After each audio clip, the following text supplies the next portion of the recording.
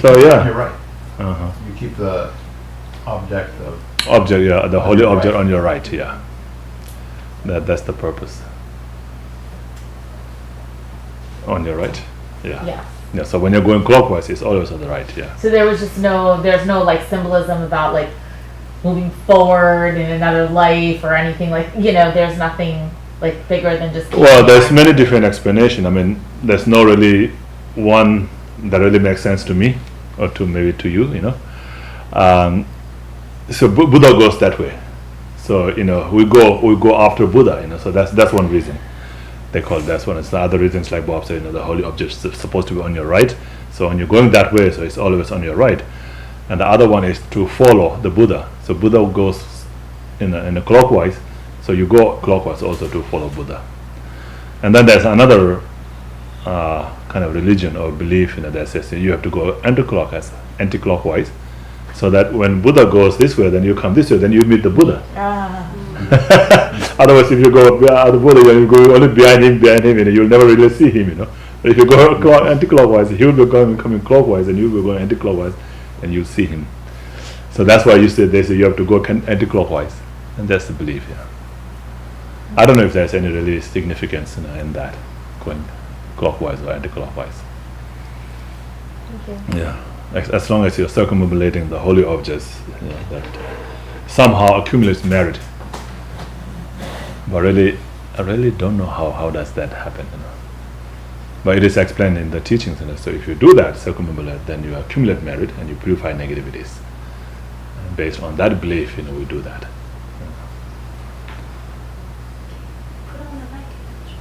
Oh, sorry.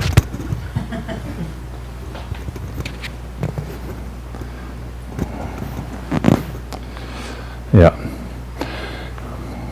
Could you talk about what happens in the intermediate state after death? I'm a little confused about it. I don't know, I've never been there. I know That's good. at the moment of death, it's simultaneous. Yes. After you go into the intermediate state. Yeah. And then you take on the body of your next rebirth. Well, similar to that. That's what they say. It's similar to that body. Similar to the body of the body that you're going to be taking in the next life. So if you're going to be born as a dog, maybe you'll have a dog body. Similar to that, but it's not dog body. It's a still mental body. It's not a physical, body. It's a mental body. It's just imagination. You don't have a physical body at that time. Yeah. So if you're going to be born as a dog, then you'll have a similar body as that. You will feel like that. That's what they say. Yeah. So it takes the 49 days to get the physical body? It is said to be 49 days is the maximum. So you could die, immediately. Depends on the heaviness of your karma. So if you have a very, very strong good karma, you'll go right up. You'll not have to go through the intermediate state. Or maybe you just go through you just pass by and you don't even realize that you were there. You go straight up. So if you have done so bad, then you go straight down. You don't have to go through the intermediate state. You can go straight down into the hell realm. You'll be born in the next moment of your death. You'll be born in the hell realm like that. If you have done so much bad. And again, but depends. Sometimes then, if not, then sometimes you have to go through 1 week, and then you will die, and then again you'll be born. If you don't find rebirth, then you'll be born again in the intermediate state, in the second week and third week, fourth week, like that, and the 7th week is the longest. So after that, you will definitely find. So you what kind of any kind of rebirth, So. If you can't find any kind of, sometimes you'll be born as a spirit and things like that. So you'll find something that's the longest. It's the 49 days. Yeah. Now, is there any consciousness of the body or the life left behind when you're in the intermediate state, or at the moment of death? When the moment of death happens, that's it. You don't remember. You're not aware of anything that your past life at all. Well, you can be aware of that. You can depends on how strong your karma is. If you're somebody like high beings, highly realized beings, then you can remember, and you can still remember some of the things that you have done. And even when you're in intermediate state, you don't feel like you're dead sometimes, so you feel like you're still alive. That's what they say, that because you think like you don't realize the difference between the death and the intermediate state, that when you're in the intermediate state you don't realize that you are dead. And sometimes you just walk around and says, oh, I'm alive, and these people are not looking at me, they're not talking to me, they're my friends, and I don't know why they're so like so arrogant and so boastful. They don't even want to say hello to me. You feel like that, but you are dead already, and you're in the intermediate state. You don't realize that. So how long does it take? So some so then I've some the word they say that like when you're walking on a grass, you'll be stepping on a grass. The grass will fall on the ground. So you'll be stepping into it will bend. But then when you're walking, you see the grass is still standing up, and then you realize, oh, what happened? So that's the kind of feeling. And then and so then you think about it, and then you go through the walls and all these things, and it's, oh, what's happening? So you feel like that, and then you suddenly realize, oh, maybe I'm dead. So some people don't even know that they're dead. So they even if they are in the state, they can still remember everything. They can see all the people, all the relatives, the loved ones, And then sometimes they say, oh, they're crying, and they see your body, their dead bodies. They say, oh, my body's there. And they're crying over that, so that means I'm dead, So then they feel, oh, suddenly you feel so afraid like that. You can see that. I mean, that's what they said. Like I said, I've never been there, but that's what they said. And they're in another life and die. Sorry? You bet they're in another life Yeah. and die. Remember your past life. Exactly, yeah. No, me not. I hardly remember what I did yesterday. So yeah, they say every week, once a week you die, and then you're born back in the intermediate state again. So you meet with the parents of your next life, the people with whom you have a karmic relationship, and so then you meet with them, and then you see, and when you see it, and when you see them, like usually it happens at the time when they're copulating, like mother and father, and so if you're going to be born as a male, you'll have a strong attraction towards the mother. You have strong attraction towards mother, and then hatred towards the father. And if you're going to be born as a female, you'll have attraction towards the father and hatred towards the mother. And it says that hatred kills the being in the intermediate state. That hatred kills it, and then immediately it goes into that. The hatred kills the intermediate beings. So because of so strong, then it dies. And then in the next moment, then you are born. Then you conceive. When you conceive, then your next life starts from your conception into the womb. And so we are already actually in Buddhism. It's explained that the moment you are conceived, you are already born. So when you come out of the womb, that's what we consider as birth, right? But in Buddhism, we're already born there. So from that one, you're already growing older and older. So from the moment you are conceived, in the second moment you're already grown. You have already grown older. So when you're out, you're already 9 months old. Right. Yeah.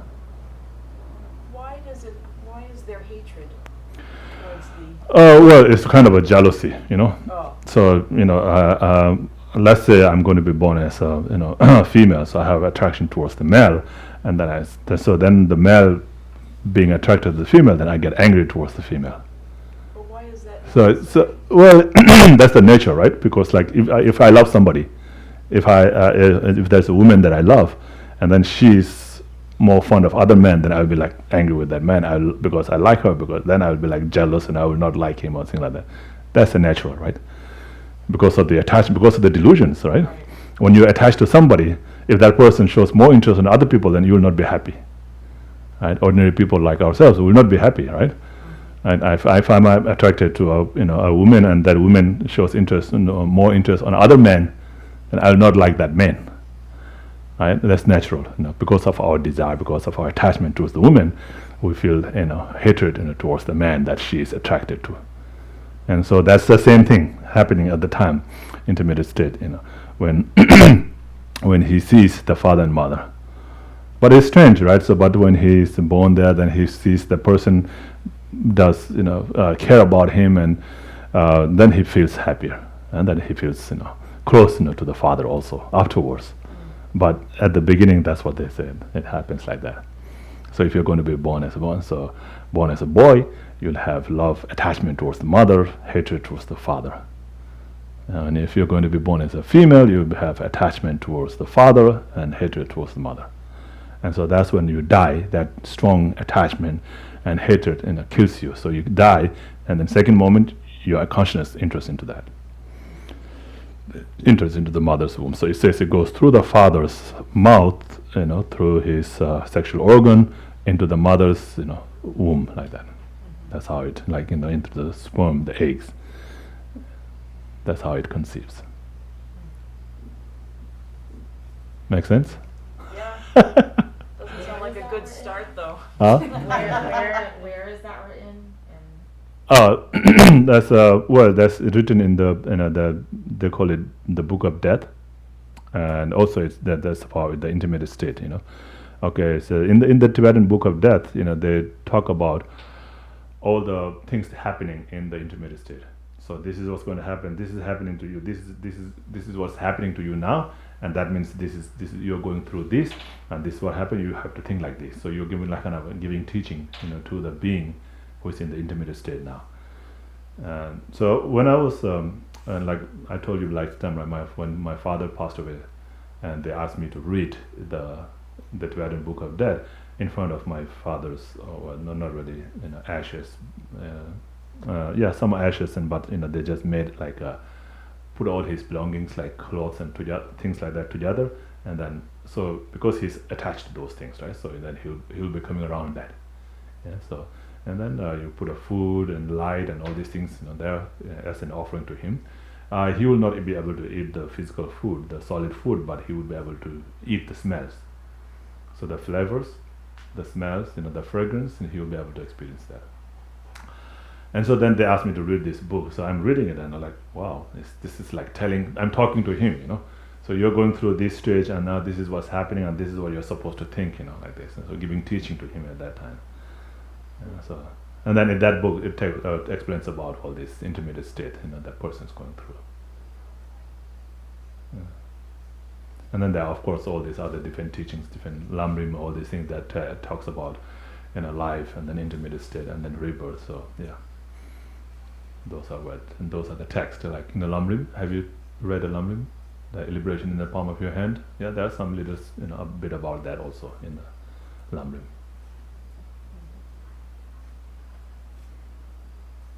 The Book of the Dead, is that a revealed text, or is it a commentary? It's kind of a commentary. Because it's a Tibetan book? Well, Does it come from India, or is it? Yeah, that I don't know. So the one that I was reading was composed by a Tibetan master. But I mean, there could be many, and there could have been translation of the text from India also. Yeah, I'm not sure about that.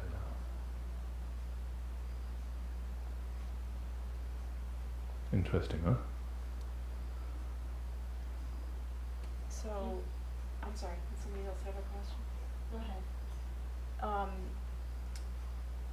I had a neighbor who recently passed away, and it turns out he was a hoarder. Do you know that word? Mm-hmm. His whole house was filled with things he had acquired. Oh, okay, all right. Like jam-packed. Mm-hmm. And it's kind of an amazing thing, but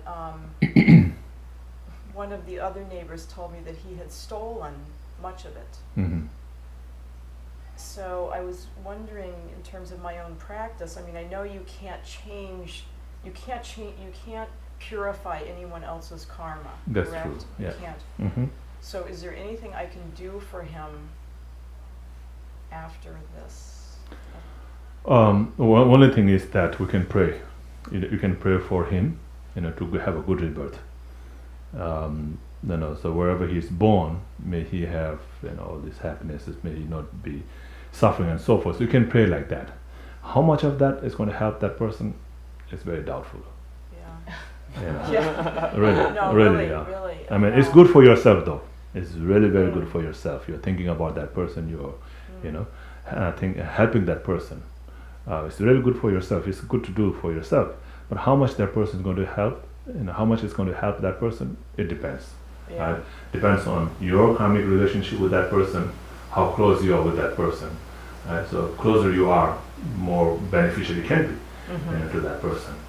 And but in any case, it's good to pray. So you just recite mantra and then pray for him and dedicate for him. It can benefit a little bit, but it will be really good for yourself. What mantra do you do? Any kind of mantra. Om Mani Padme Hum, Tara mantra, Avalokiteshvara mantra, or Manjushri mantra, anything. Yeah. Okay. Or Buddha Shakyamuni mantra. The praise to Lama Tsongkhapa, Mingmetse, the Mikzema. You can do that also. Yeah. Any kind of prayers.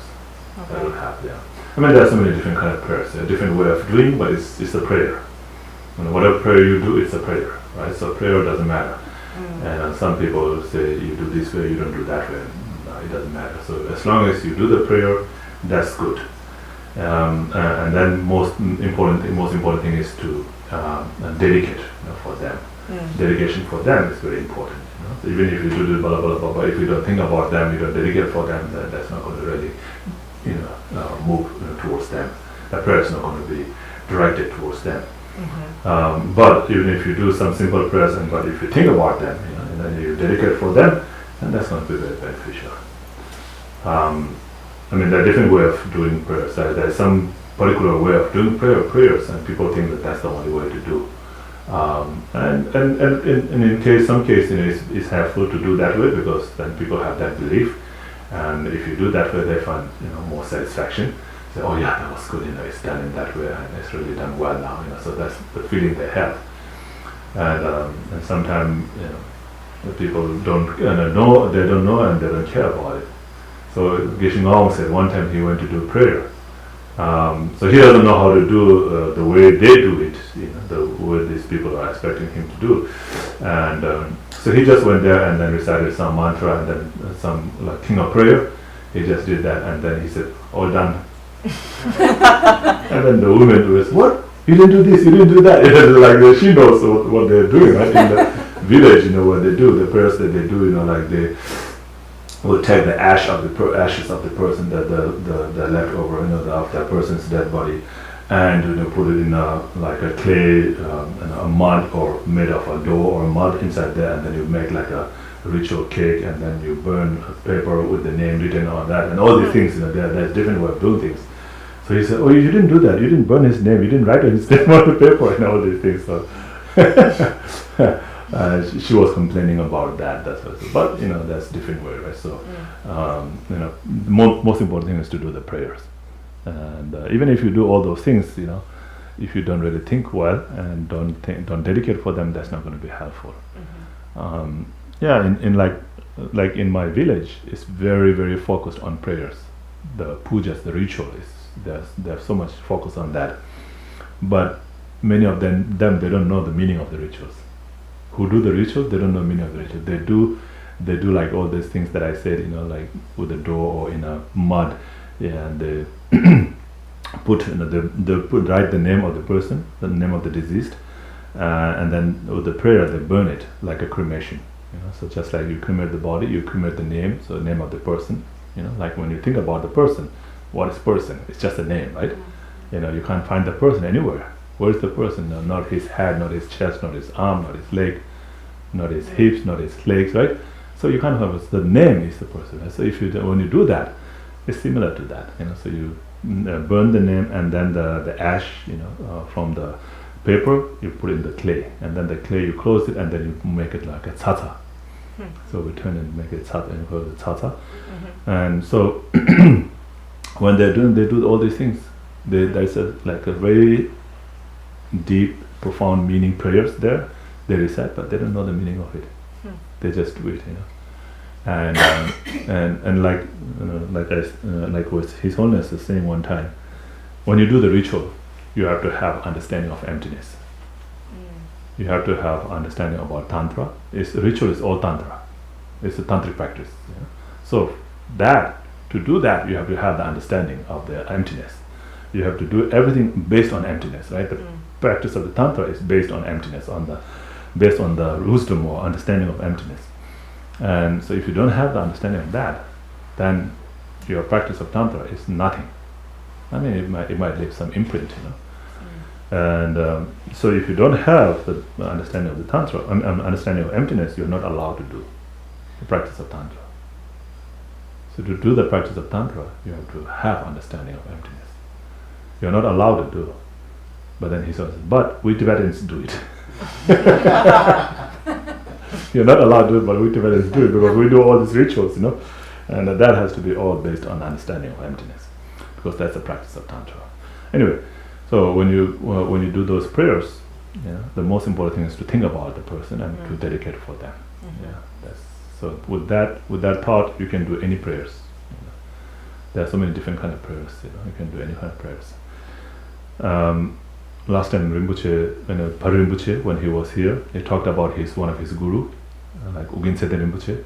Ugin Seten Rinpoche is one of a very high geshe who lived for a long time, and he was in Switzerland for a couple of years, and people will ask him to come and do this prayer for him, so they will ask him to come and do prayers. I mean, there are so many different kind of prayers, like prayers for long life, prayers to remove obstacles, prayers to have wealth and good prosperity and all these different kind of things. So whenever they ask for all these different kind of prayers, he will just do his daily practice. Whatever daily practice he has, he will just go to their house and do that. He will do his daily practice, like the sadhanas that he has to do. He will just do them. And then think about them, dedicate for them. That's it. Then come. So whatever prayers, it doesn't matter. He just does his practice, and then dedicate for them. So it's really, really nice way. So you don't have to be so boastful, saying, "Oh, I did this, I did that." That's so nice. You don't have to be so arrogant. You just do your prayers and dedicate for them, and it helps them, and also it helps yourself. So, like that. Thank you. Okay. Any other question? Yeah, I got a question. Yeah. If in our life, I don't know if it was in this class or Sunday's class, it was said, we've done everything anyway, so we don't need a bucket list. Was it in this class that it was said? I don't know. We've done everything anyway, so why have a bucket list, kind of? The bucket list at the end of your life, everything you want to do at the end of your life, and in all the lives we've done everything anyway, pretty much. So what do you mean by bucket list? All the stuff you want to do. You want to do, okay. Yeah, all the stuff you want to do before you die. Okay, if you've done all this stuff in this life or in other lives, you've done it anyway. And if a thought if a thought comes before another thought, you have the process of the thought, and you've done all this stuff, could you, like, you don't remember something happened in another life, but you get this thought, and it may be something that could have happened in another life, but you're having the thought in this life. Can that happen? I don't know, maybe. It's like, but does that make it, would that make it like alive? So it's like if you've had all these thoughts before and all these actions before, is it actually alive if you've done it in another life? Yeah, but you don't remember, right? Right, you don't remember. Yeah. But you don't know, but if you're saying in Tibetan Buddhism, we've done everything anyway, in every life, how can it be alive if you've done it already? See where I'm going with that? Yeah.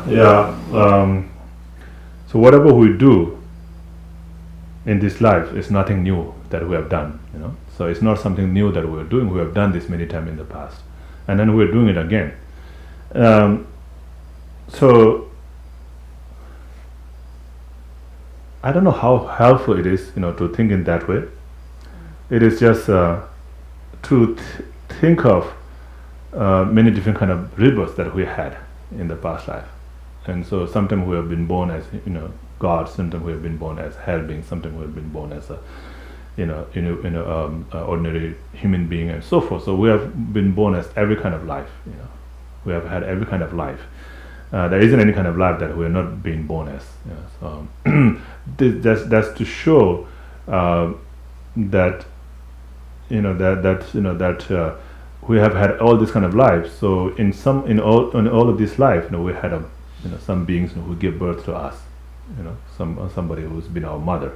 So there isn't any beings who has not been our mother. So if you can say, okay, I haven't been born this kind of being, then we can say, okay, I haven't been born, I haven't had a mother, I haven't had a lizard mother, you can say like that. And if you have not been born as a lizard, or dog or cat or thing like that, so something like that. So it's just to help you like that. But in terms of the things that you want to do in this life, again, we just have to think, what is the use of doing those things, right? We say, okay, I want to, go a trekking. I want to climb a mountain, before I die. But again, what is the use of doing that? What benefits does it bring? I mean, that's the way the worldly people will talk, like the secular worldly people will talk, right? So as a Dharma practitioner, there's no essence in doing any of those things, right? That doesn't help us. What we want to do, at the very least, is something that will be beneficial for our next life. Climbing mountain will not be of any benefit, right? Getting married will not be of any benefit. Having children will be of no benefit. So some people say, oh, I must have children. Or some I know many girls and women who think that because they are blessed with this potential to be a mother, they have to become mother, and otherwise it will be waste of being born as a female. They think like that. I mean, again, there's something that in the life that they want to do. This is worldly people way of thinking.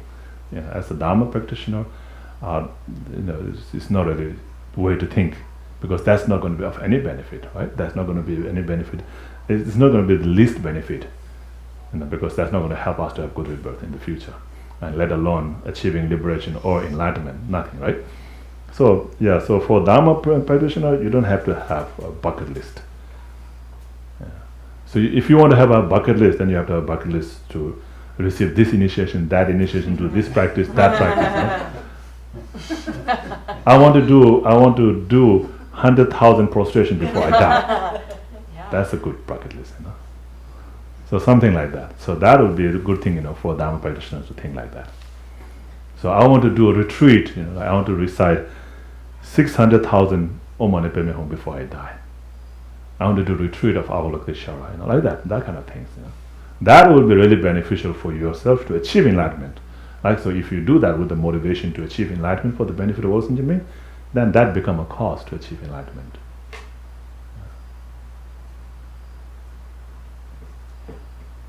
Right? Makes sense? Yeah. So it's like kind of what I'm thinking is, I haven't killed any human in this life. So that's your bucket list, to kill somebody? No. You better go get coffee. I hope No, I haven't killed anybody in this life, but I probably did in another one. Yeah, definitely, yeah. So the thought of I want to harm somebody or kill somebody comes from that other life, because the thought process is already there. That's basically what I'm kind of trying to ask. The thought process is already there. Yes. It's no new thoughts. Exactly, yeah. It's no new thoughts whatsoever. Well, that thought has to meet with the condition also. So you had a thought, right? You have a thought, but for you to kill, the person, you have to meet with the person, and you will not be killing anybody. You have to kill the person who have killed you. Something like that.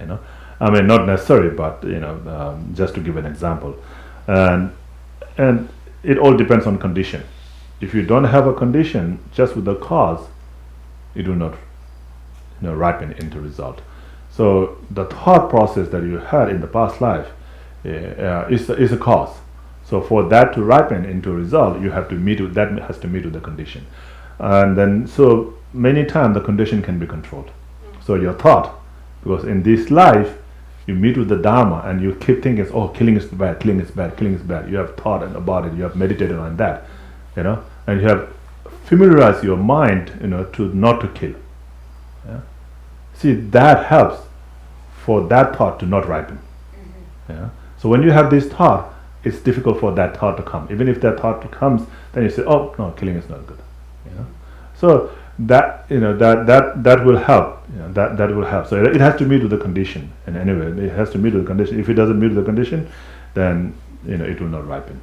And of course, there's the cause we talk about similar to the result. The result similar to the cause, congruent, with the cause. So like if you the result of the killing will be that you will have a short life. Yeah, that's the experience. And then the result of the killing can be also killing, because you are used to kill, right? You are used to kill, and then that makes you it's okay. Killing is nothing, Then it makes you want to kill again, because you have killed, then it makes you want to kill again. So that's the action. That's the behavior similar to the cause, and so that's a result. But that's a result of that action that you performed before, because you killed before, and you are habituated with that. And now killing is nothing for you. It's not difficult for you. It's easier because you are used to doing it. But somebody who hasn't killed never and says, "Oh, the killing is bad," it's very difficult for them to do. And so there's a way to train your thought so it never comes up again, so that thought exactly will come back. So when more thought you will have of not killing, less thought you will have of killing. So when you have familiarized your mind, with that thought only, then the killing will not happen at all. Killing has to come by thought, like intentional killing. Like you might kill accidentally, you might be walking in the dark and then you step on a bug, and then kill it. That's not really intentional killing, right? So that's accidentally killing. When you're walking in the dark, you didn't even see it.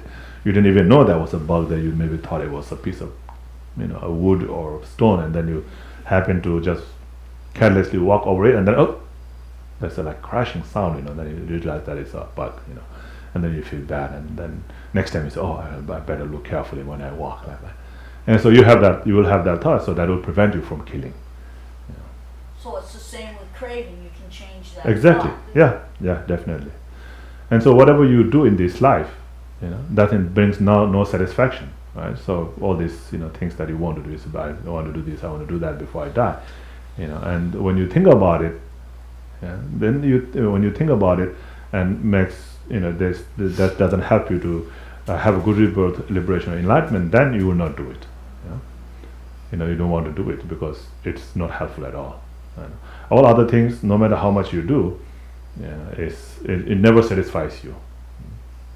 So if somebody's an alcoholic and then they get clean and they don't drink or drug anymore or whatever, and the next life is the thought, a chance that the old behavior would come back, the old in the next human life, or would that be totally gone? That again depends on if it meets the condition or not, because they already have the cause, the kind of imprint in their mind, the latencies, the imprint in their mind, and so if it meets the condition, then it can ripen it, and the craving can come back again. Yeah. But to follow up on Sharon's last comment there, wouldn't it be beneficial if one were, say, drinking, drugging, and it come clean, but they're also a Dharma practitioner, rather than thinking or worrying about it coming up in future lives, to sort of put your energy towards really trying to drive home, break up the old pattern of habituation and say, this is what I see, now in this life. Because we focus a lot on future lives, but we sometimes forget about this life. Yes. And sort of just drive that point home. Yeah, definitely, but we have lacked all these imprints from Right. so many lives, Right. So you don't realize, you suddenly say, oh, why did I have that? Why did I think about that, Yeah. I never used to be like this in this life. Yeah. Why? Oh, because the answer is because we had left an imprint, in one of our previous lives, so we suddenly have that urge, or interest, to do something that we never thought of doing, like that. So it can happen.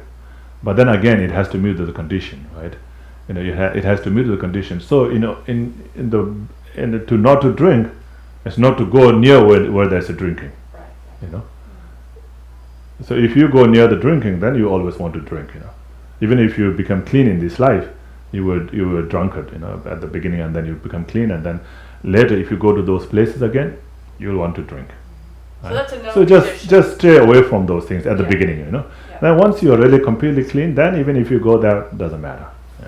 But that's a known condition, because when we say, when the conditions sort of present themselves, it sounds almost too nebulous, too cloud-like, that, oh, this thing could pop up and I'm all of a sudden attracted to Yes. XYZ, but have no clear realization at the moment as to why. But it's because of something that occurred many lifetimes ago. Many lifetimes ago, yeah.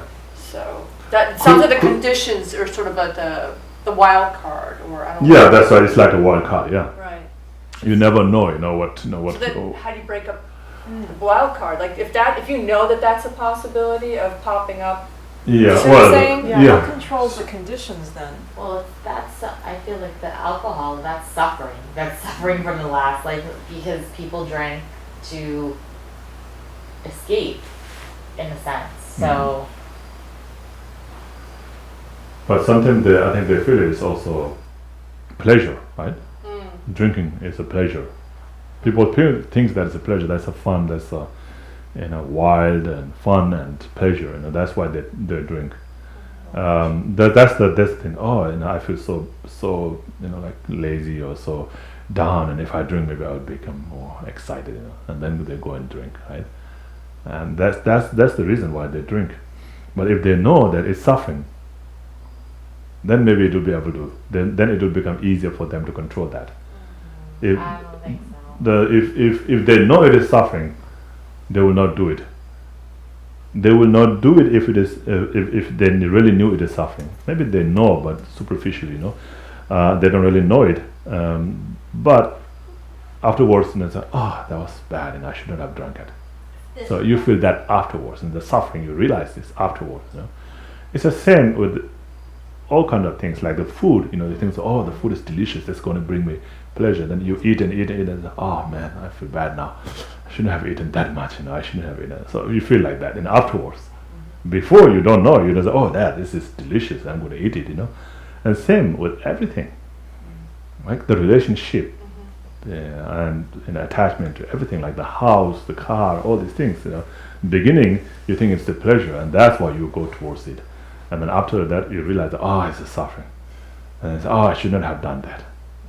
And then sometimes you don't. So even like clothes, buying clothes or buying a house, it's, "Oh, this is so much trouble. I should not have bought this house. I should not have bought that car. I should not have bought that clothes," and all these things. So nothing really finds there, but we always think it is pleasure at the beginning, and that's why we do it. And then later we find it unpleasant. But then we forget about that, and then next time again we go for a different one, and for a different boyfriend, different girlfriend, different house, different car, different clothes. But it's the same thing. Same thing. It's Yeah. At the end, it brings the same result again. Similar result. So we don't realize that because our mind is so used to the attachment, and we keep doing attachment after that, and so that's why we feel like that. But if we realize that, then we wouldn't do it. And so the important thing is to realize that. So once we have realized it, so knowing and realizing, that's the difference now. So you know it, but you haven't really realized it. Therefore, you do it again. When you have really known or realized it, then you will not do it. Yeah, and then like you can be doing it, and then you stop doing it for a length of time, and it's like you have an automatic forget it, and then you do it again, not thinking the same thing's gonna happen. That's right. Yeah, exactly. You realize that, "Oh, it's so bad," So that thought stays. As long as that thought stays, you will not do it. Then that thought again disappears after some time, and then you do it again. And you forgot that that was the bad feeling. You forgot about the bad feeling that you get, and then you do it again. Yeah.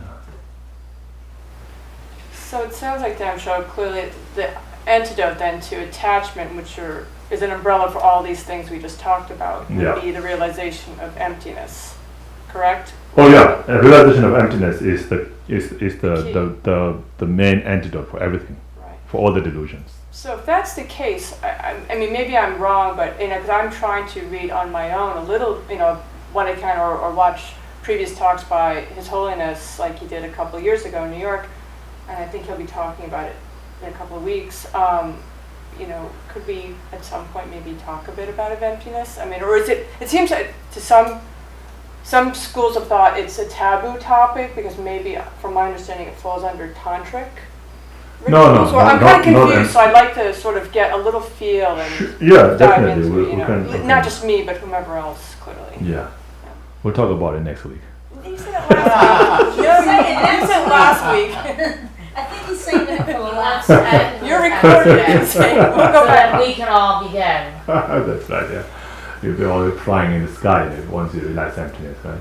Well, that's a good thing though, right? No. We can help out. Yeah, no, it is important. I mean, of course, the basic, the main antidote, for all this delusion is emptiness. Because all this, and that's again, all these things that we have is because of misunderstanding, because of, delusion, right? Yeah. So we think this will bring happiness. And why we think this will bring happiness is because, this appears, this is how it appears to us. And that's what we believe. The way it appears to us is how it exists. That's what we believe. And because of that, then we have attachment. Because of that, then we get angry. Because of that, we get jealous. Because of that, we have miserliness. Everything that comes from that is from that misunderstanding. So if we don't have that misunderstanding, then we'll not have that. Right? So realizing that, realizing how the things do not exist the way they appear to us, is realizing emptiness. So that's the realization of emptiness. Simple. easy. That's one degree of Is there That's too different simple. levels of it? It's too simple, I know. So We said it last week. Because I've read a lot about this, I've written a lot about it, and I still don't understand. Like, I know there are two different, there's, like you mentioned it last class, there's emptiness of self and emptiness of phenomena. And like emptiness of self is sort of, I guess, the one, like the more foundational one that like all Buddhists like teach, right? Mhm. So can we talk about that? Like, what is, first of all, what is this, the notion of the self, and then how do we not have whatever that is? So the notion of self, of us, of the individual and the ordinary beings, is the self existing from its own side. Right? The self, we think that self is there all the time. It is permanent. It is, it is by itself. It doesn't have to depend on anything, right? And then it is independent. And so that's what we think, of the self. Many of us, we think like that. That's a very, very gross, non-existent self. And then the subtle non-existent self is self existing from its own side, and self existing inherently. I mean, we all think that is inherent self, right?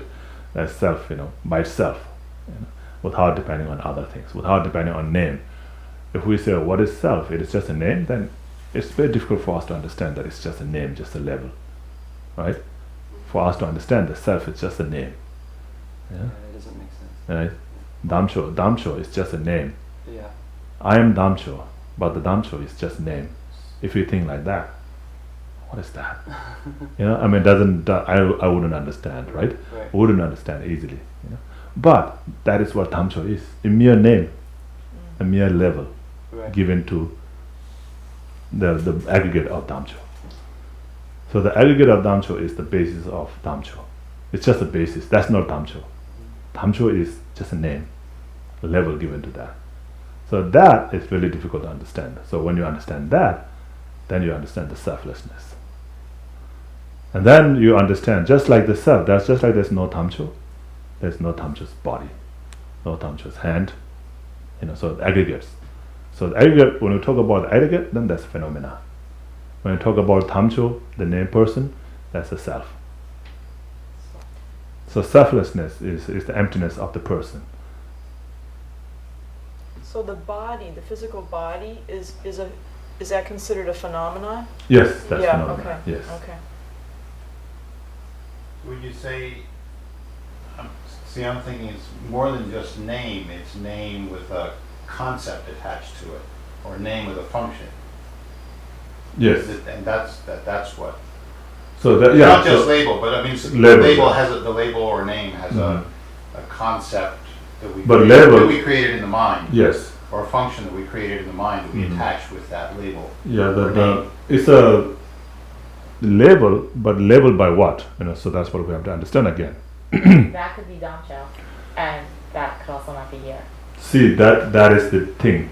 So we can't say, well, that's the conventional Damchoe. That's ultimate Damchoe, and that's a conventional Damchoe. So the conventional Damchoe can be only this one. This cannot be Damchoe. So for it to be a Damchoe, it has to have this. So there's a Damchoe has, some concept, So with your mind, you label such and such thing as such. Then that thing becomes that. Otherwise, you can't just go around and label anything. We can do that with Buddha. Well, that's a different case again. So with the Buddha, of course, he can emanate as anything. So Buddha's hand can be Buddha, Buddha's body can be Buddha, Buddha's mind can be Buddha, Buddha's speech can be Buddha. So that's different. And so that is exception for the Buddha. But for ordinary beings, my speech cannot be me. Yeah. Even if you label my speech as me, that will not be me. My head, you can label as me, but that will not be me. My head is not me, right? Damchoe's head is not Damchoe. Right? Cannot be, right? But Buddha's head is Buddha. Buddha's speech is Buddha. Buddha's mind is Buddha. Like that. That's different case. And so yeah, you're right. Of course there has to have a concept. So there is the mind that puts the label, right?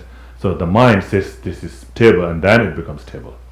Of course the table can't be there without somebody imputing it as calling it table, right? So it has to be mind that calls it a table, and then it becomes a table. But of course there's a conventional table, and so that's the function of the table, right? So something that has a top and that has a leg and that is able to hold certain objects on top of it, then that's called table. But ultimately the table is not there. Like there's no table. There is a table. So that's the misunderstanding about emptiness. The table could be considered a shelf. The table could be. So there is a table, but there's no table existing from its own side. There is a table, but there's no inherently existing table. What's your name, sorry? Eric. Eric. So there is Eric. There is Eric. Eric can speak, Eric can hear. So there is Eric. But there's no inherently existing Eric. So there's a self. There's a self that exists, and there's a self that does not exist. The self that exists is the self that's merely imputed by mind. That's the self that exists. And the self that does not exist is the self that is existing from its own side. That is what? That is existing from its own side, without depending on cause and conditions and so forth. That would be mind, right? Hmm? Or no? Would that be mind, the existing from itself? No, Self- so there's no such kind of self. Okay. There's no such Right, kind of 'cause self. I'm, Yeah. right, So that's what we're talking about. That Prajna would Paramita. would that be like the self integrated with all things, like universally? No, you mean the self that exists from its own side? Yeah, like the inherent. The inherent, yeah. So there's no such kind of self. There's no such kind of self. But into everything, that would kind of be the no self. In a sense, your interconnectedness with everything. no, that would be the self that exists. So the self that exists is interconnected. It's interdependent, with other things, right? So that kind of self exists. Interdependent self exists. The dependent self, independent self doesn't exist. Dependent self exists. So there's no independent self. Right. The self by itself without depending on any other things. That just popped up on Earth. On It- Earth, it yeah. took- Solid by itself. Right. So that self doesn't exist. But when we hold the I, the self, we hold it that way. Very solid by itself. That's ego. So that self is the self that does not exist. When you talk about no self, like that concept, Uh-huh. is it not? I mean, I don't know. Isn't that about like the interdependency, the interconnectedness with everything and being nothing? In a sense. So no, that's not the That's not- self we're talking about. So no self is the self existing from its own side, existing independently. So such kind of self is the no self. There's no such kind of self. The phrase no self is like a shorthand for saying no Self. no inherently existing self. Exactly. Or no self existing. Yes. It's like, so the terminology sometimes gets. Yeah. Yeah. So Yeah. it's like a double No negative. self sounds like. Yeah. There's a lot of double. Yeah. Not Double here, negative every- next not portion, here, right? but just in the text, it seems. Yeah. So I do nothing means I do something, right?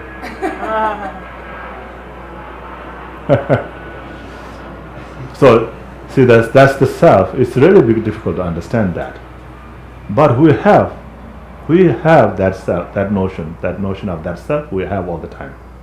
Ordinary beings, we always have the notion of that self as the self that does not exist. The self that seems to exist from its own side, self that exists independently. That we have all the time. So to us, there's like the self.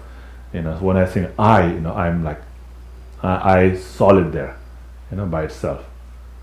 So that becomes really vivid, when I'm very angry, or when I'm very attached, or I'm very afraid. And those times, that self becomes very vivid. But it's really difficult to catch because our thought is so involved in that we don't see that self. It's very difficult to catch the self. And if we don't catch that self, there's no way we can realize selflessness.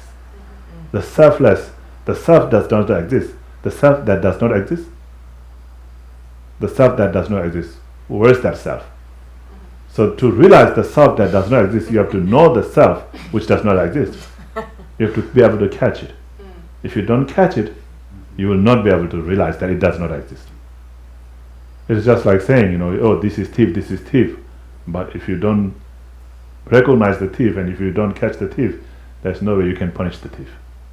So what is it that recognizes the fact that it doesn't exist? It's the wisdom.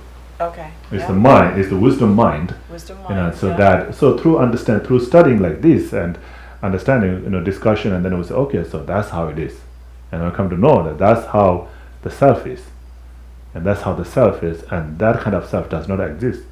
And then you keep on thinking like that. You keep on contemplating, and meditating on that, And then when you come to that, then immediately, when you see like, when you feel like, oh, I'm so afraid, So that time you feel like that, I is strong there, solid by itself. Yeah. When you have that kind of fear, you feel the I, you feel the self, very strong. So at that time, then it becomes easier for you to understand because you have developed the wisdom which can see it at that time. So if you haven't developed that wisdom, then you will not be able to see it. Yeah, but we all have that capability. Yes, definitely we have, but it's just that it is not, manifesting at that time. Right.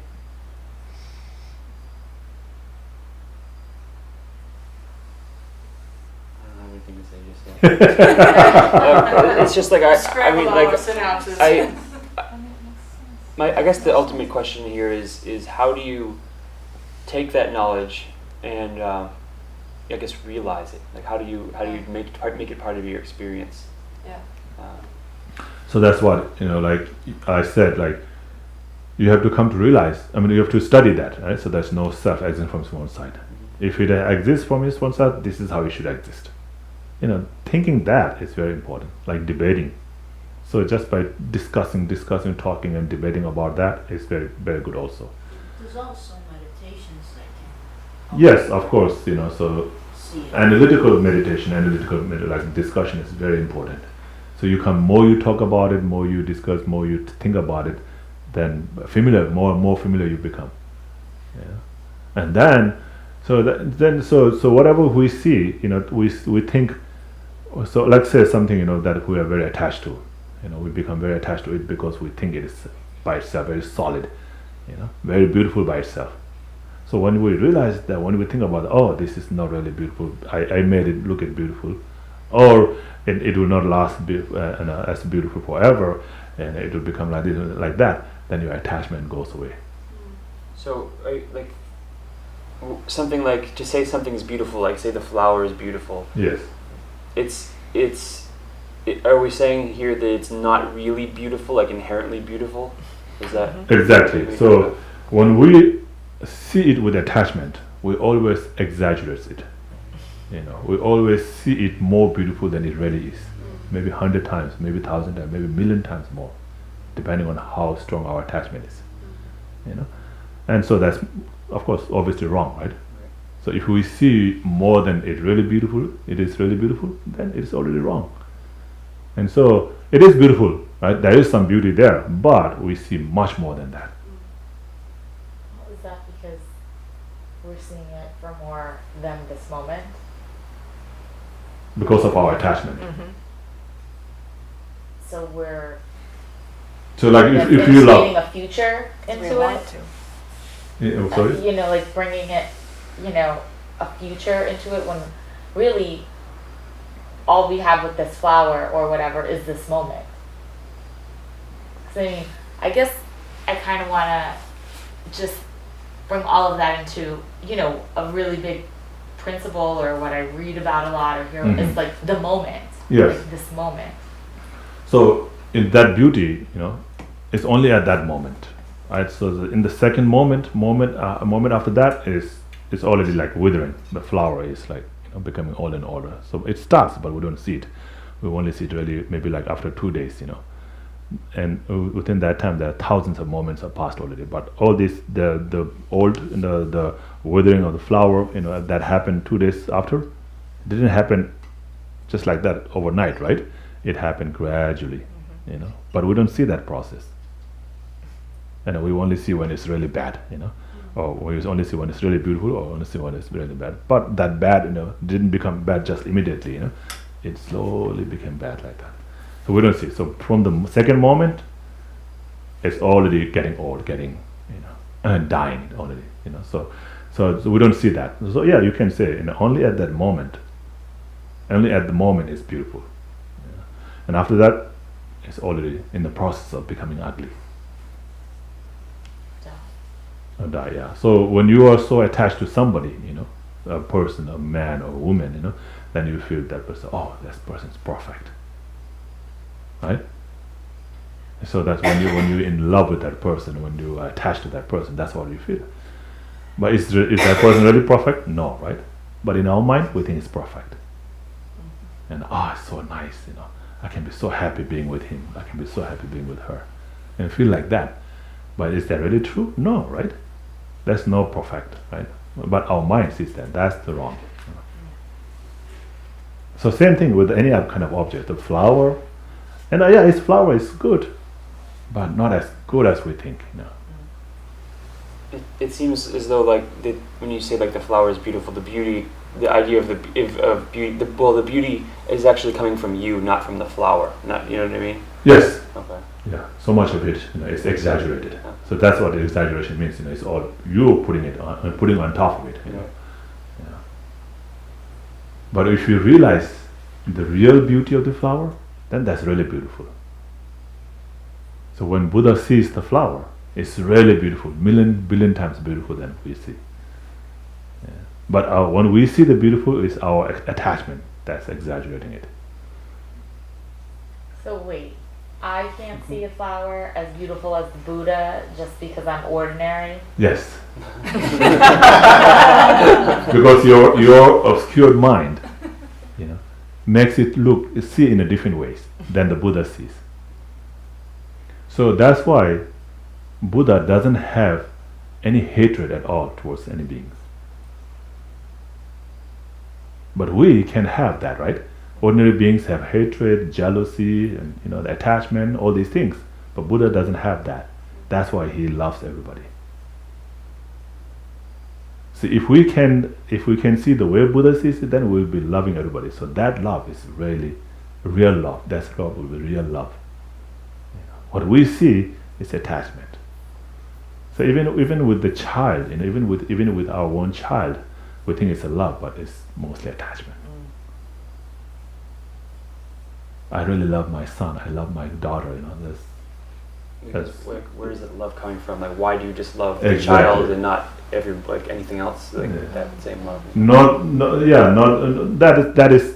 that's even bigger. Okay. But even with your one child, why you love your child is because you know because of your attachment.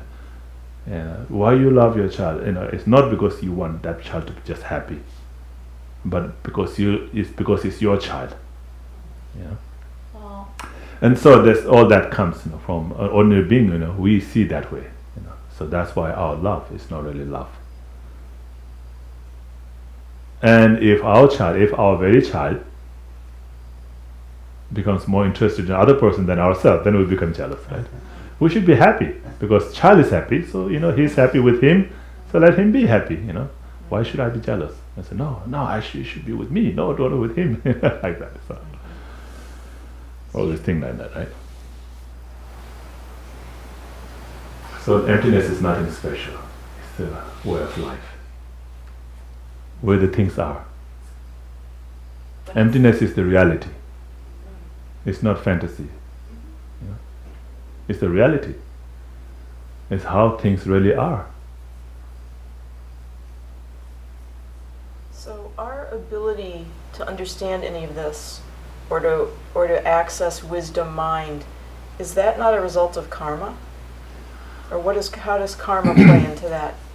Yes, you can say that it's a part of part of the karma. It depends on the karma also. So karma is action again, right? So whatever we do is a karma. What we do is karma. Like meditation is the karma. Practice is karma. Prostration is a karma. Making offering is karma. So that's a good karma. So realization is karma? So good karma. So realization, we can say, is the result of good karma. Oh, okay. So you do good, Yeah. and then you get a good result. So that's the result of good karma. And so realization of emptiness, is the result of good karma also. Right? So you create a good karma, and then you'll be able to realize emptiness. So realizing emptiness is not only something that you just, like I said earlier, just think about it, discuss about it, learn, and read about it, and so forth. So that alone will not be enough for us. For ordinary people like ourselves, so that there are two things.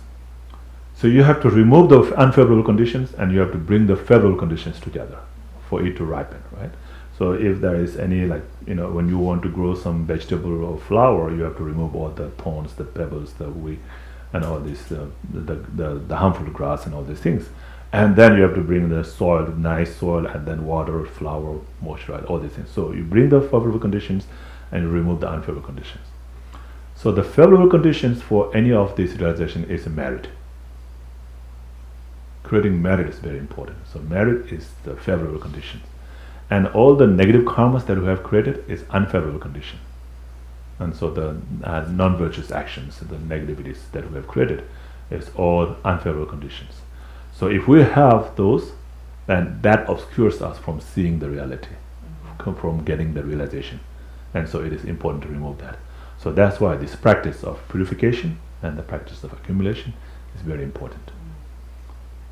So if you don't purify the negative karmas and you don't create merit, then realization of emptiness is very difficult to happen. So to have a direct realization of emptiness, however it may come, though, before you realize that's your experience, is good karma, is to have good karma. It's create a good karma. It's what? It's important to create good karma. Is that what you mean, or? No. So let's just say that. Oh, you're talking about just the realization. A person, Mm-hmm. a person has a direct experience with emptiness, Yeah. which they are not necessarily aware of at that moment. No, it will be aware. But no, well, I don't mean to interrupt you, but you will not have the direct realization of emptiness and not know you have realized emptiness. Right. That's not what happens. okay, all right. So let's say they're aware, but maybe intellectually, it all hasn't unfolded or whatever, because the mind is still, you can have it, but still intellectually perhaps not be able to take it in. Like if you're ordinary mind. So that will not happen, because the reason what I'm saying is that to realize realize the emptiness directly, you have to understand about emptiness. Without even knowing that you have realized emptiness, you will not going to realize emptiness. So first of all, you have to have understanding of emptiness, and then you have to make a very strong effort to realize that directly. So without making all these efforts, coming to realization of emptiness is not possible. And so when you are making all these efforts, and then we are really making effort, you say, okay, intentionally say, okay, I'm going to do this to realize emptiness, and I'm going to think it this way, I'm going to read it this and read that, I'm going to think that, I'm going to meditate on this, and so forth. So when you're doing that intentionally, and then you will have to come to realize emptiness. Okay, but say you have an experience that leads to that realization. Mm-hmm. An experience. And then it is realized from that experience. Based on what you said before, that is all a result of good karma? Yes. So that experience you have is from understanding emptiness, right? From studying the emptiness, from contemplating on emptiness. Right? And then that contemplation itself is a good karma. That study is also a good karma. So from that good karma of study, good karma of contemplation, then you have the experience of emptiness. Make sense? Being fortunate to have the right teachers at the right time, the Yes. conditions to do that. Yeah, so of course it all has to depend Right, so on there's all a these lot different of- things. A lot of moving parts, Mhm. it seems. So good karma means anything you do good, positive actions, right? Making prostration, circumambulating, the holy objects like stupa and so forth is a good karma, right? That can lead to have realization of emptiness. Yes. So because of that, then you purify the negative karmas, which are unfavorable conditions for realizing emptiness. Because of that, you create merit, which are favorable conditions for realizing emptiness. And so with that, then you study, and then you're able to study more. Your obstacles will be removed, so you will not be obstructed from studying emptiness, studying about emptiness. And then when you study and you practice more and more, and then you come to realize emptiness. And then again you study, you still practice more. So first you have to realize emptiness, and then you practice more and more, and then after that, then you realize emptiness directly. So the direct realization of emptiness comes much later, and of course, you will definitely know about emptiness by then. So it's not like you have realized emptiness directly and you still don't have realized emptiness. That's not going to happen. Damchoe, to clarify, the realization, I know it's probably difficult to answer this, but the realization of emptiness would come like through meditation most likely. Yes, Okay, definitely. okay. Yeah, you have to meditate on it. Not just standing at the bus stop and all of a sudden one day. No, you know what I'm that's saying. not going to happen. Yeah. I know. I probably toss it out. So to realize emptiness means to see the things empty of existence from its one side. Right. To be able to see that, So whenever you see something, it's that's empty of inherent existence. It's not existing the way it appears to me. So you have to be able to think like that all the time. Yeah. So that's what sometimes, I don't know if this is right thinking for myself, but like I will look at things and I'll try to deconstruct it, break it down and break it down to where you finally have nothing but emptiness. I don't know if that's a good way to go. So, but then when I get to that point, I'm curious as to how it comes together. yes. The Yeah, so flowing that's one way of thinking, so that's one way of thinking about emptiness. Yeah. Because when we think about when we think about somebody, Yeah. right?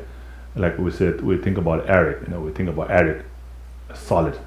So which one is Eric? So you take this part, that part, and then that part, and there's no Eric.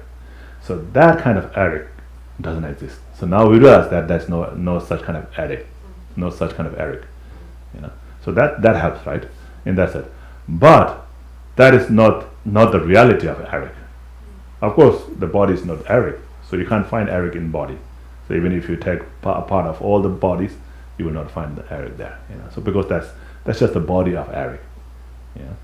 So like say it's a table. Which is table? The top is the table, or the leg is the table, or what is the table, right? So you take this apart, and now there's no table. So it doesn't mean there's no table. There is a table, right? So that the concept of the table that I have is not there. The concept of Eric that I have is not there. So that helps me to realize that the way I think of Eric is not there. Oh yeah, that's right. That kind of Eric doesn't exist. So that helps me, right? But that's not the real emptiness. That's just to prove the I that you're thinking doesn't exist. That's just to prove that the I exists from its one side doesn't exist. Just to prove that. But not to really realize the emptiness of the I. Right. So if there is such kind of I, then there has to be there. Yeah. Right? You have to be able to find. Right. If there is such kind of I, then you should be able to find there. Right. But when you look for I, that kind of I, then you don't find here, you don't find, so where is it? It's not there. So that kind of I doesn't exist. So we talk about like the aggregates and say like none of the aggregates are the I. Yes. So, and they also say that all of the aggregates combined are not the I. Yes. But that one I don't understand. Like, how is that? Like, why is it like we were saying the table? It's like the legs and the top. Like the legs aren't the table and the top's not the table. But why aren't the legs and the top together at the table? So that's so if you call this table, right? So you have to have a leg in this way. You have to have the top and then this way and so forth. So like if you take this apart and this part and then just put them together in a bag, would that be a table? Okay. So that's together, right? Right. Let me add another one then. Like it has to. It's more than just the parts. It's relationship to us. Exactly. So it serves a certain function for me in addition to what it's when it's made out. That's right. So it's not the part is not, and then when you put together, it's not. Right. So what is it then? It's the mind which labels it. Right. It's the label of that. Which again that is the conventional, right? So that's with that with that functionality. With that function, it says able to perform this and that, so that, you have to have a perform. So just like in this easier way, we're like, when you say the car, this is the car, right?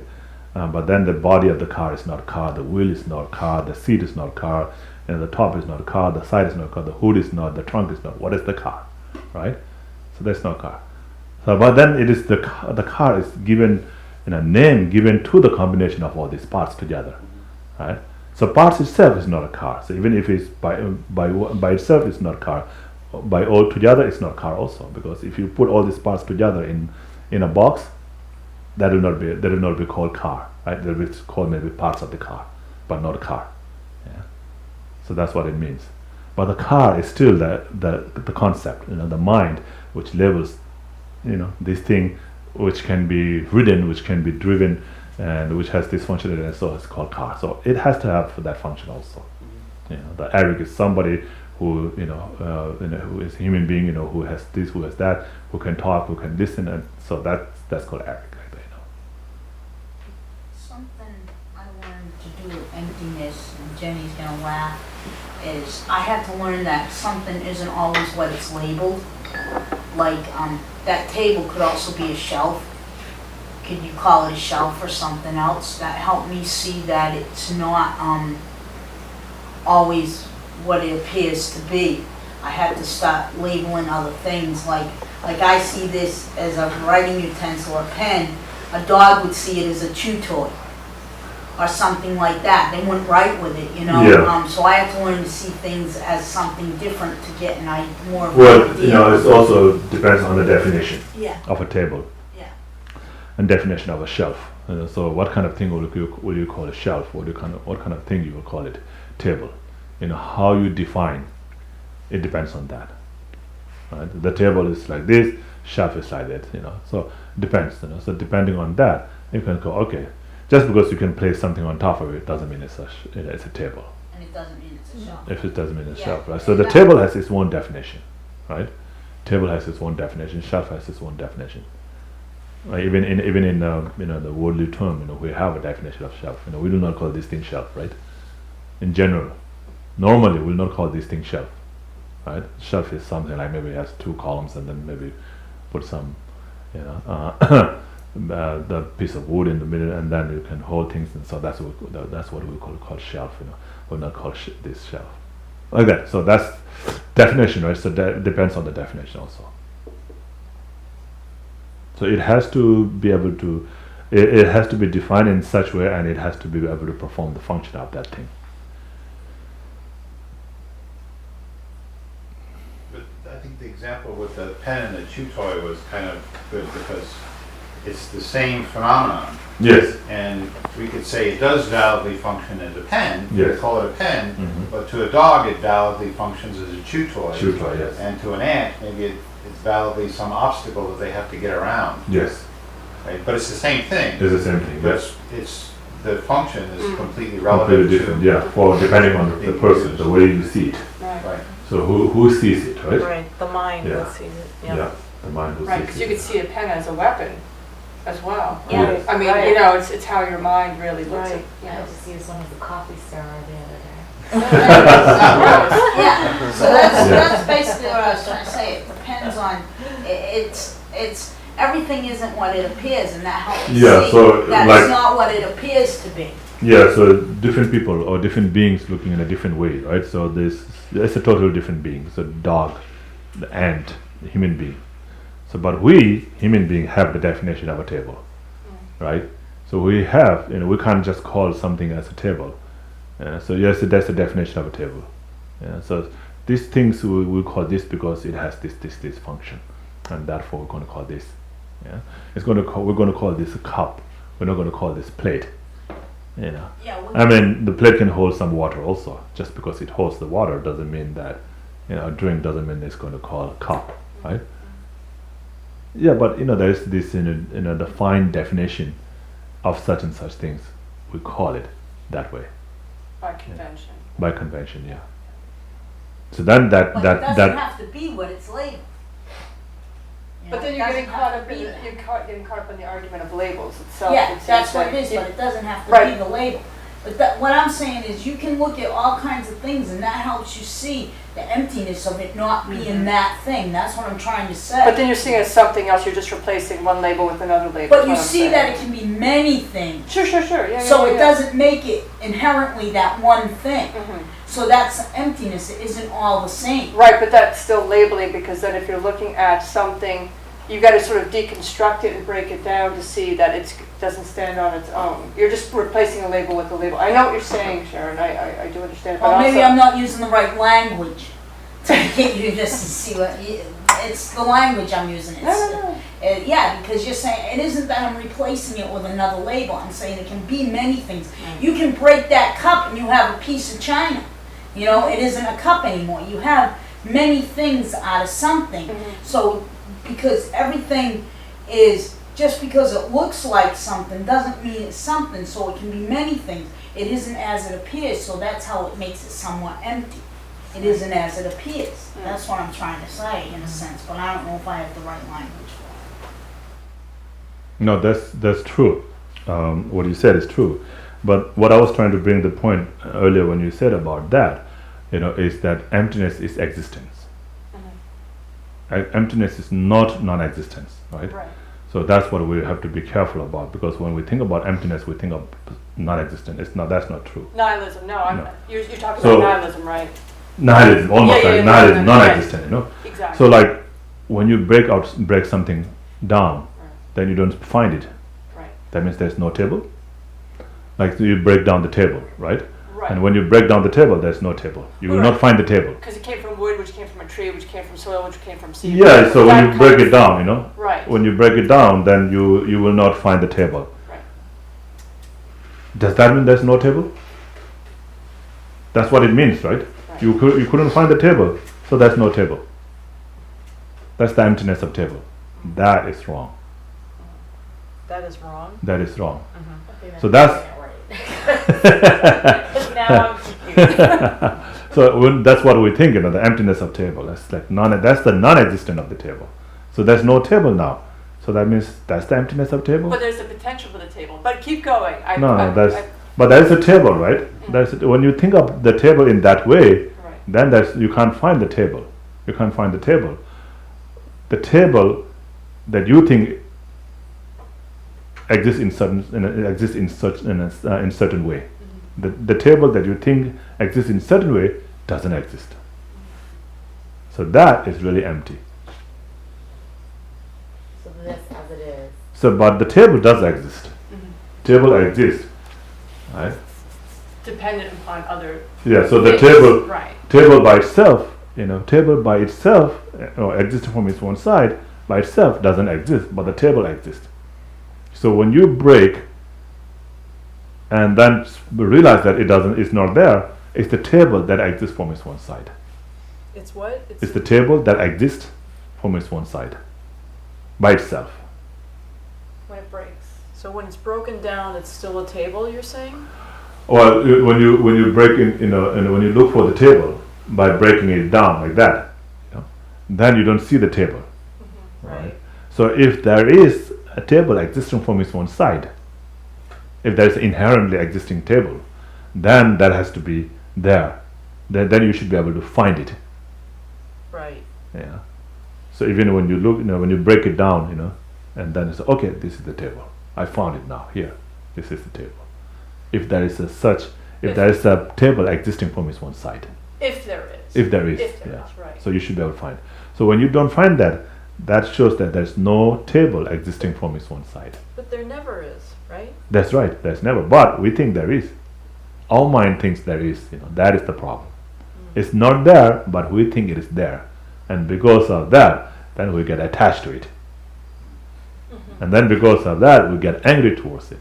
And then we throw the I table. have no tables. I have no tables, I just have stools. I'm not getting any anytime soon. No, we're not just talking about the table. We take a table is just example, right? So Damchoe, sorry, so go back, so, I mean, I don't want to be thinking the wrong way, but breaking things down, and again, not seeing things as being nihilistic, that is not what I'm saying. I'm Yes. just sort of, that's one way of my thinking of looking at something as being impermanent. Is So that, no, when you is that break the down- wrong way, is what I'm asking. So when you break down in that way, Yeah, then you come to realize there's no table. right. And Is that's that right? fine. Is that right? There's no table? Not yet. So there's no table then, right? You couldn't find table. There's no table, right? There's no table, right? Right. So there's no table at all? No, there's a table. There is. See, the way you come to the conclusion, Okay. then you come to the conclusion say there's no table. Yeah, that's no table, this is no table, that's no table. Well, it took things to come to be, it took an interdependent relationship with other things. Exactly, so Yeah, when yeah, you yeah. put all these things together, Yeah. then there is a table, There's a table, right? There's a right. table. So that there is a Conventional table that depends on all these different things. Right. The person who built it, the Right, wood right, right. which was used to build it, and so forth. All this, Right. it depends on all those things. Sure. So, but the table existing by itself, without depending on the carpenter, without depending on wood, there's no such table. Right. If there is a table, then you should be able to find it. If there is such table, you should be able to find it Right. after breaking it. So you say, so this is not table, this is not. Oh, this is the table. Then so you should be able to find it. But the same, many people have this idea. I mean, ordinary people, even I do sometimes. That doesn't mean that I've realized emptiness, but when we think like that, when you break it down and then you don't find it, then that's the emptiness. No, that's not the emptiness. Yeah, no, I knew I only had part, for myself, I knew I only had part of the picture. Yeah. Probably related So to that. that's many people think that's the Yeah. emptiness, but no, emptiness is not non-existent. Sure. It is existent. It's the reality. Yeah. And it's emptiness of the table is the table that exists by depending on cause and conditions. So that is the emptiness of the table. So the non-existent table though would be me seeing a tree and a carpenter without anything and nails and saying, there, all of these pieces, that's a table. Not all these pieces. Or, no. well, all no. You see this table. You see this table, and say, wow, this table, and you see this table as existing from its one side. Without depending on it. You don't think when you think of table, you see, when we think of table, we think, oh, that's a nice table. We don't think that this table is interdependent. We don't think this table was made by a carpenter. We don't think this table was a wood cut from a tree, and we don't think like that. We just think it as solid by itself, without depending. I think like that. Yeah, no, we of course when we reason it, right? So immediately when we think of a table, we think like that. Immediately when we think about a house, and so immediately like when we think about a car that we attach to, we say, oh, that's a very beautiful car. So at that time, the car appears to us as existing from its own side, not something that we label it as a car, or not something that came into existence by depending on all these different, causes and conditions, people who build it, the material that was used to build it, and so forth. We don't think of that. We just think of it. So just to clarify, non-existence is to see the interdependence of any object with everything else. So no, that's the opposite. So that's the existence. To see the interdependence of many other things above that thing is the existence of that thing. Okay. So to see that thing is independent by itself. Independently existing by itself is the non-existent of that thing. It's the non-existent. Independent. Interdependent is existence. Independent is non-existent. Existing independently, without depending on carpenter, without depending on wood, is non-existent. So that would be because it's a delusion. Because it's a delusion, yes. So therefore it's not. I'm So just it's- trying to make sense of the word play. Because because of the delusions we see in that way, yes. It's not really in that way, but because of our delusional mind, we think in that way. You just remember everything is interdependent on something else. That's pretty much. Yes. You just gotta remember everything depends on something else. But it also depends on the right mindsets too. Because I'm thinking for a different example, because we've used cups with Venerable Rabina and tables here.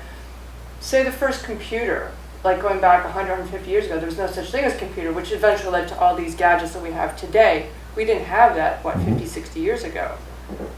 So the materials were there, but the development, the creation, the realization for the need for iPhone, whatever, you know what I There's mean? no internet. Yeah, whatever, I don't even know one. No, I'm I have just a saying flip like phone, there's you no know? need, but it's here. Yeah.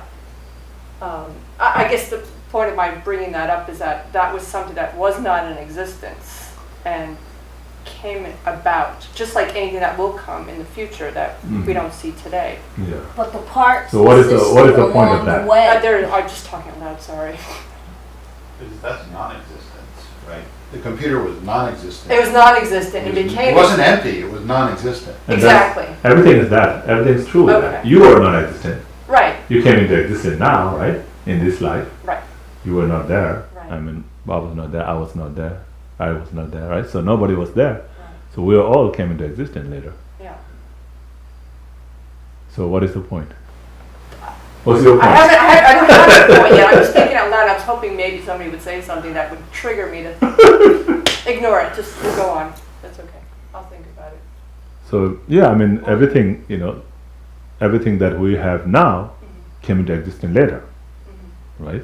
Was excuse me. Yeah. Was one of your points because the elements were there? Maybe the Causes and thing didn't conditions. exist, but the causes and conditions were there. Yeah. It's just that I don't know. I mean, yeah, go ahead. no, go ahead. Yeah. No, I I'm guess not. well, I just probably just confused the group for 3 to 5 minutes. It's just there's the potential for all this, and so it depends upon how you use one's mind, which is dependent upon one's karmic effects and the causes and conditions, and further the future creation. Yeah, the potential or the cause can be created anytime. It's not necessary that was there all the time. It's Yeah. not necessary. The cause can be created later, and then conditions come. Of course, conditions come much later. Right? The cause can be created. It's not necessary that the cause to invent the computer was there a million years ago. No, it's not necessary. The cause may have been created 100 years ago, or cause may have been created at the time when they just started to have computer. The cause can be created at that time. So causes and conditions also come from karma. So the karma, the cause, yes, the cause is most probably karma. Yeah, for the ordinary beings. Yeah, so any ordinary things that we have is because of the karma. And again, karma. The reason why I say the ordinary is because karma is motivated by the delusions. Right. So the Buddhas don't have the karma because they don't have delusions, so they don't create karma. Or arhats don't create karma because they don't have delusions. And so in ordinary beings, it's mostly karma. So it's the karma that makes us to have such and such things. And same with conditions, not just causes, but conditions are also karmically. Yes. See, that's other thing. In ordinary beings, it's mostly yes. Yeah. All the cause and conditions are also karma. And but that's new karma you create all the time. So the condition that you that brought this cause to ripen into result is condition that you created later. Could be like that. So in other words, so if every cause has to meet with the condition for it to ripen in the result. And if it doesn't meet with the condition by cause itself, you'll not be able to bring up the result.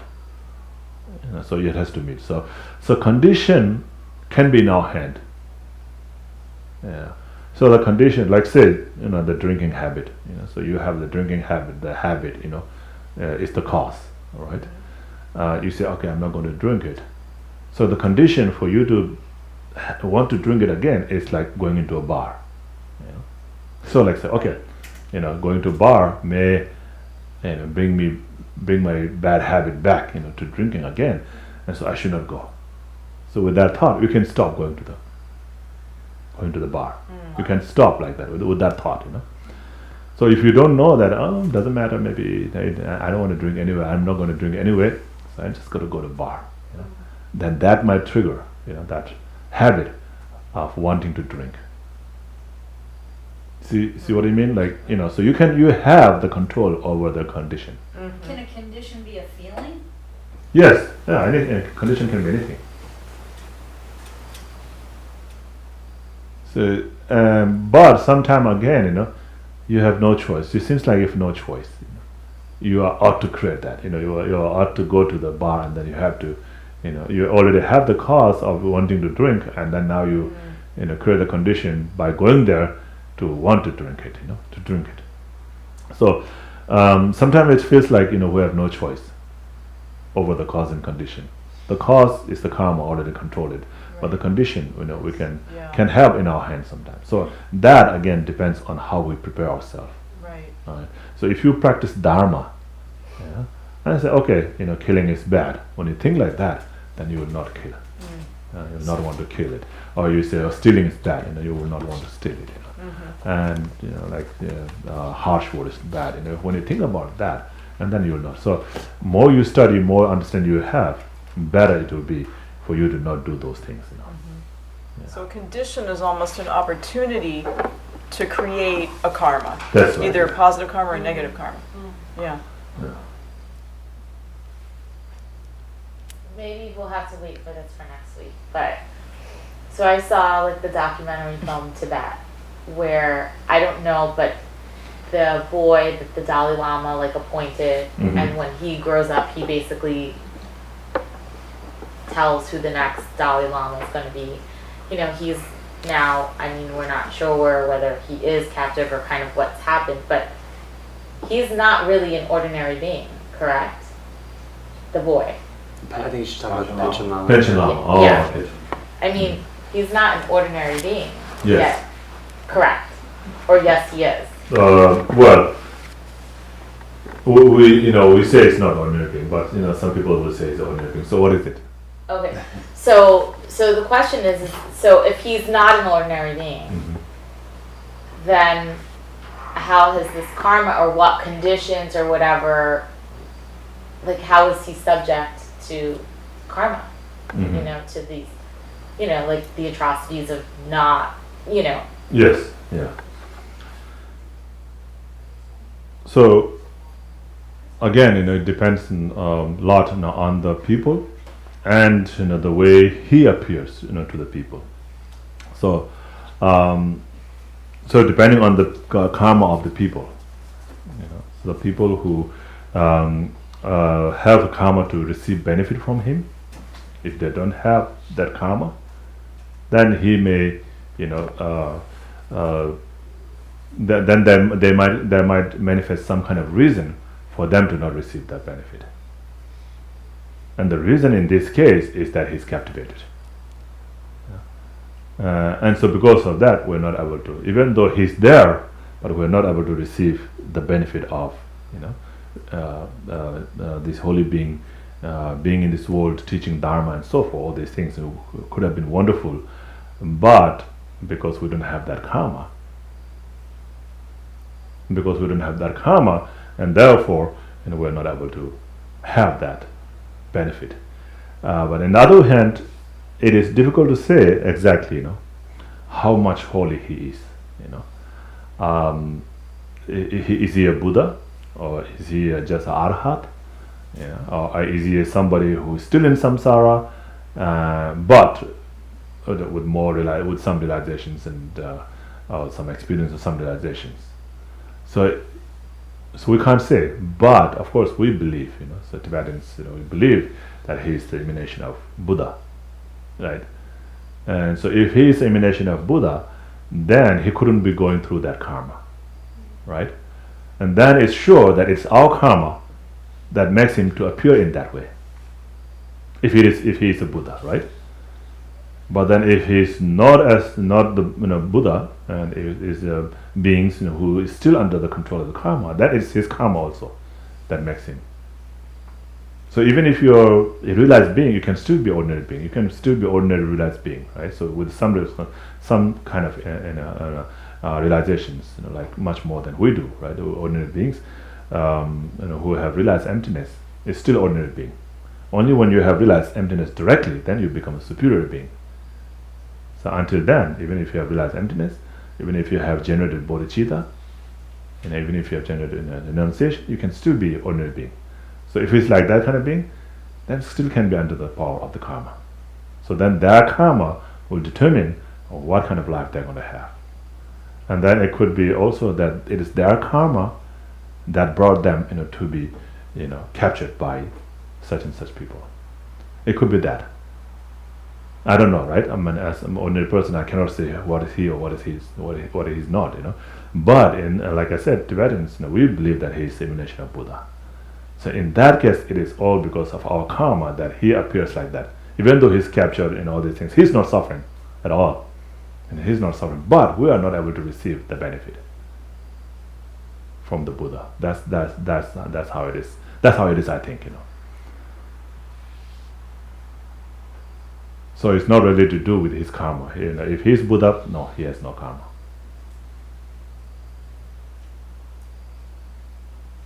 It makes sense, right? So if he's Buddha, he can't have karma. He cannot be controlled by karma. Yeah. He's already free from the karma and delusion, right? How can he be controlled by that? So if he is a Buddha, then definitely it's our karma that we are not able to receive his benefits. And that could be just a reason, excuse, in other words, for not being of our benefit. But We don't have the karma. But even if, let's say, in this life and that body, whatever is happening, because he's Buddha, there's no suffering and there's no... Exactly. If he's Buddha, like we believe, then there's no suffering, definitely. Make sense? What do you think about? Makes sense. I don't know anything about it. If he's not Buddha. If he's a Buddha, then definitely not suffering. No. Right? Make sense? I'm gonna think about it. Okay. What did It's you only 2 hours, so there's a lot of stuff to chew on. What did you mean, if he's the Buddha, then we can't receive the benefit? What did you mean by that? Well, because if he's a Buddha and he is captured, then we can't receive the benefit, right? So that capturing, is just a reason for us to not receive the benefit. Yeah.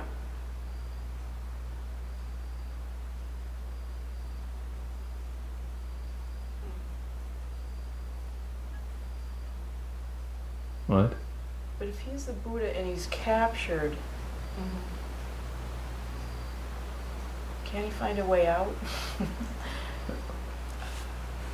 You would think he would have saw it coming. You know what I mean? Like since he has But maybe it's a lesson for the people, for the world, for who can be in the mind of the Buddha. Yes. He wants to be captured for reasons that we can't understand. Exactly. Yeah.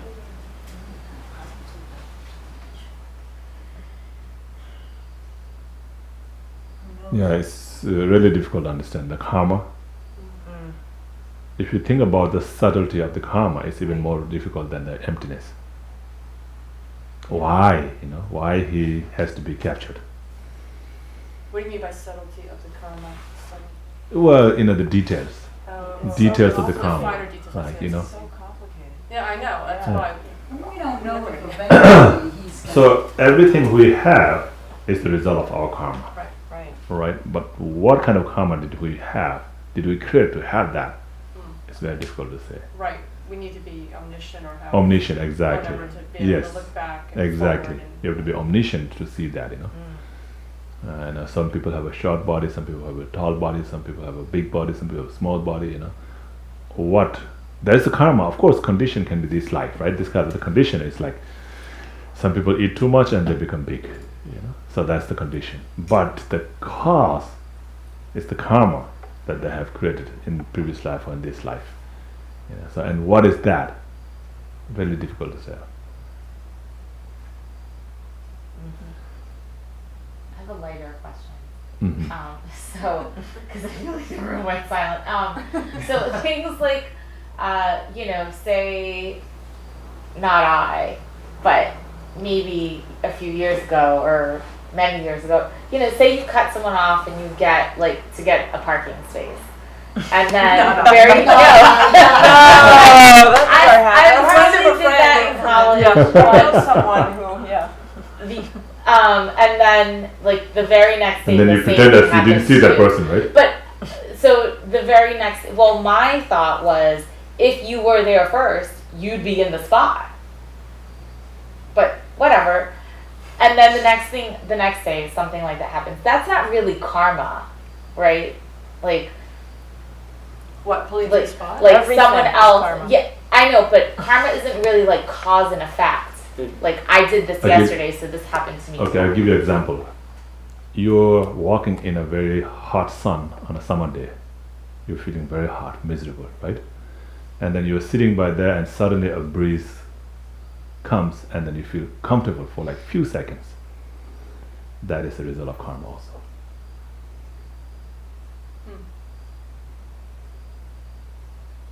Just for that few seconds of breeze that you feel the pleasure of the cool breeze for a few seconds is also a result of karma. It doesn't happen by itself. You have created karma to experience that. That's amazing. Yeah. It's not happening by itself without cause and condition. It's not happening without cause and condition. You have created a cause. You have created a karma to experience that few moments of cool breeze in that hot summer day. Well, I like thinking of it like that. Couldn't it also be a combination of perception too? I mean, I know if it's 140 degrees, it's 100. That's really hot. But to one person, well, that would be karma. I guess you would say is if Ginny and I were sitting next to each other, and I say I'm cold, and she says I'm fine.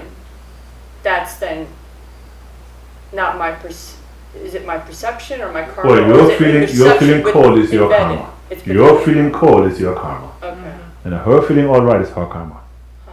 It's not your karma that she feels all right. Right. It's not her karma that you feel cold. It's not, of course. It's your karma. And that breeze that you have, like I was talking about, maybe nothing, for somebody else, Yeah. who's feeling cold all the time, right? That Right. breeze is nothing.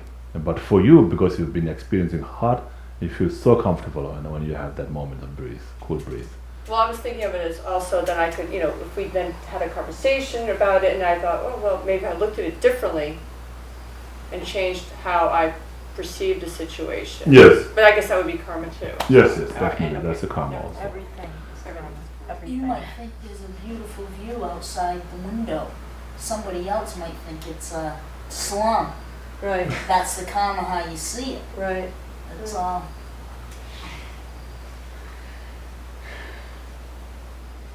So good. I think this is the end of our discussion. We don't have to So that's get what together keeps next me week. on emptiness. We don't have to get together next week, right? We covered a lot, didn't we? Because we talked about karma, we talked about emptiness, the whole thing. But then what do we talk about next week?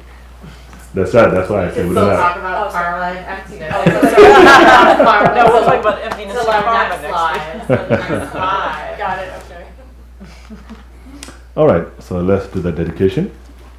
Page 57.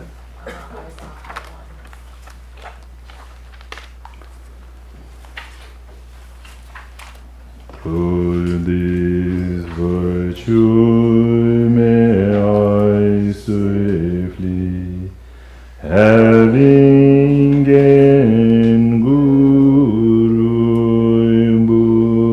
Buddha state, place each and every sentient beings without exception in their state. Precious Supreme Bodhi mind, may it where unborn arise, and where born never decline, but increase forevermore. So the long lap prayers.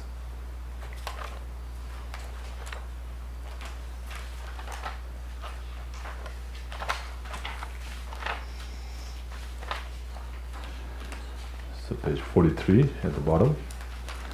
In the snow mountain encircling, source of every benefit and joy, may Lord Tenzin Gyatso Cheresi remain in life till samsara's end.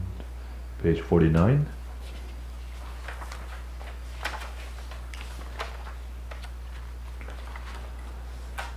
You who uphold the subduous moral way, who serve as the bountiful bearer of all, sustaining, preserving, the spreading Manjunath's victorious doctrine, who masterfully accomplishes magnificent prayers, honoring the three jewels, Savior of myself and others, your disciples, please, please live long. All right. Thank you. Thank So you. next, see you next week. So you still want to see next week, right? I don't know what we want to talk about. We're not done with emptiness. I still Yeah, have so many yeah. questions. All right. You can bring up more questions. You have to read and bring up more questions. Because I have nothing to say. All right. Thank you. Good night. Good night. Good night, Doctor.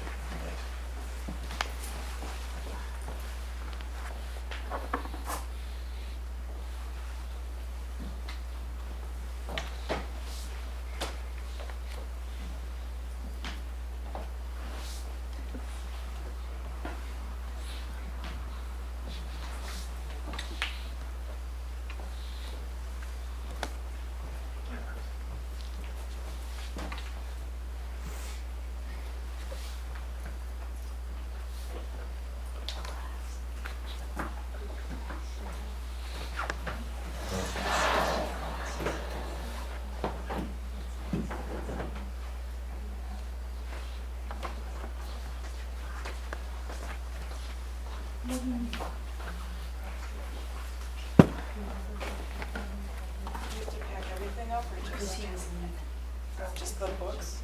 Yeah, just the book trying. Are there any other classes this week? I think Sunday, right? I don't know. I don't know. Just Sunday. Yeah, I don't know, because every place is, I think it depends on the individual teacher. Yeah. Yeah, it's on the side table, next to His Holiness' I don't throne. know what the Oh, okay, thanks. significance behind that was. I have So, no idea.